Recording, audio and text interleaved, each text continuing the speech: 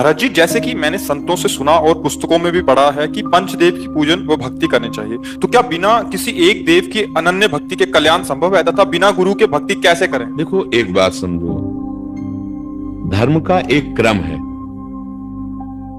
जब हम अनन्य भक्ति की बात करते हैं तो सावई पुनशाम परो धर्मो, ये परम धर्म की बात है, केवल धर्म की बात नहीं। जब हम परम धर्म में कदम रखेंगे तो सर्वधर्मान परित्यज्य माम एकम शरणम व्रज।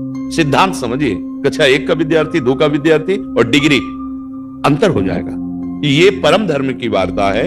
लोक धर्म, वेद धर्म इसके सिद्धांत हैं, लेकिन जब हमारे हृदय में मुमुक्षुता प्राप्त करने की बात आएगी, हमें भगवत प्राप्ति की बात आएगी, तो धर्मम भजस्व सततम त्यज लोक धर्मान सेवन सदा साधु पुरुषन जहि काम तृष्णाम। लोक धर्म का त्याग करके भागवत धर्म में स्थित होकर उस तत्व को प्राप्त किया जाता है। तो जब अगर हम एक परमात्मा तत्व को सब में भावना कर लेते हैं तो सबकी सेवा हो जाती है, सबकी कृपा प्राप्त हो जाती है। फिर ये पंचदेव या अलग किसी की उपासना की आवश्यकता नहीं होती। जैसे वृक्ष के मूल में जल चढ़ा दे तो डाल, पत्ते, फूल, फल सबको प्राप्त हो जाता है। ऐसे जितने लोकपाल हैं, यहाँ तक परमेष्ठी पद में विराजमान ब्रह्मा जी, भगवान शिव, सब भगवान ही है, दूसरा कोई नहीं। और मूल श्री भगवान को जब अपना जीवन अर्पित कर दिया, सारी सेवाएं अर्पित कर दी, तो सब प्रसन्न हो गए।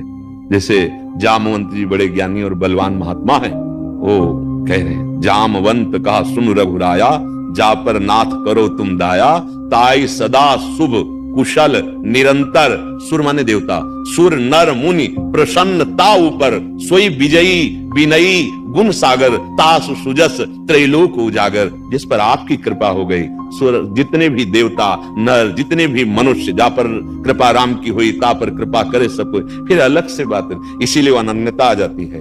बस हमारी जिह्वा, हमारे नेत्र, हमारे मन, हमारी बुद्धि एकमात्र जो गुरुदेव ने नाम दिया, जो रूप दिया, उसी पे हम आसक्त हो जाते हैं। सबकी सेवा हो जाती है, सब प्रसन्न हो जाते हैं। कोई भी ऐसा महापुरुष नहीं किसी भी संप्रदाय का, जब आप ऊंचाई पर चढ़ने लगेंगे तो सबका दर्शन होगा, सबका आशीर्वाद प्राप्त होगा। ऐसे थोड़ी भगवत स्वरूप में स्थित हो जाता है।